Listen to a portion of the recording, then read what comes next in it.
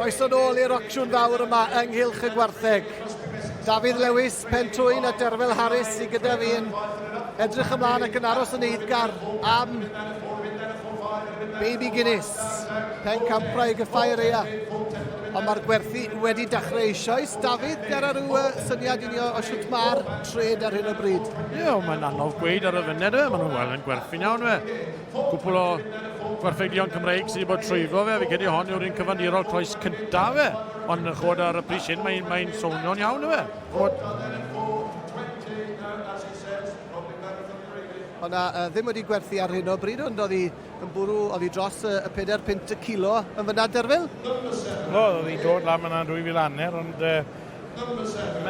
mae gwerth, fel oedd y gweud, fel wedodd yr arwerthwr, mae value wedi fi gatse, fi'n i fagu, dyna fe wedodd nhw'n mynd i wneud ei.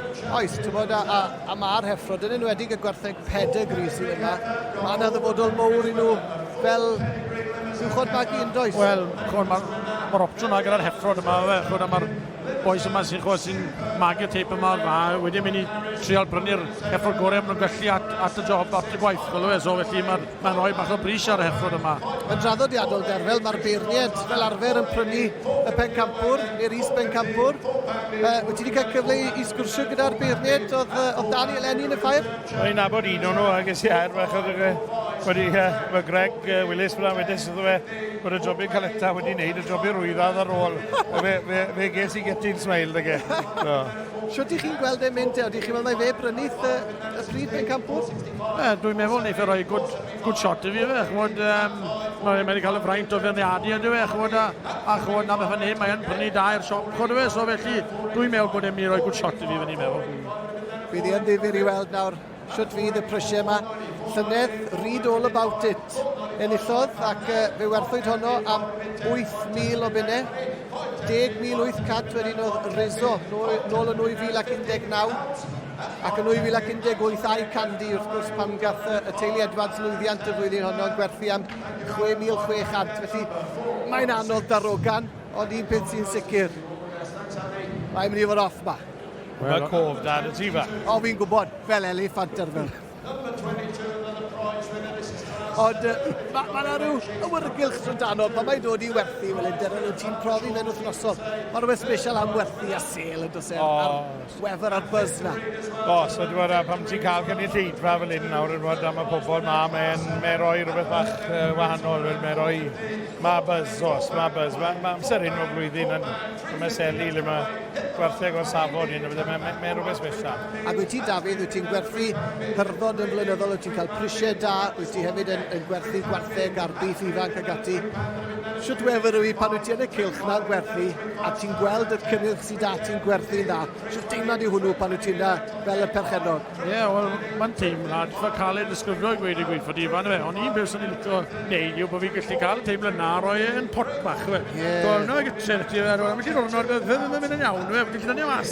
Dwi'n meddwl fe'n neud y job lot mwy hwylog fi, mae'n mynd i dynod twyll na fe. Dwi'n meddwl mae'n rhyw deimlad yna. Dwi'n ti'n arwain o fe rown neu hala hwr rown ring fe a mae'n neud rhyw glisteb cael o blaen. A ti'n clywed yn hedfan lan. O, ti'n bod sa'n gwybod mae'n anhygol. Yr adrenalin a'r bwmpo a just y teimlad nawr fod wedi cynhyrchu rhywbeth o safon mae pobl arall eisiau brynu. Dim teimlad tebyg, ti'n? Na, anwedig fi wedi dyfagu fe di unan.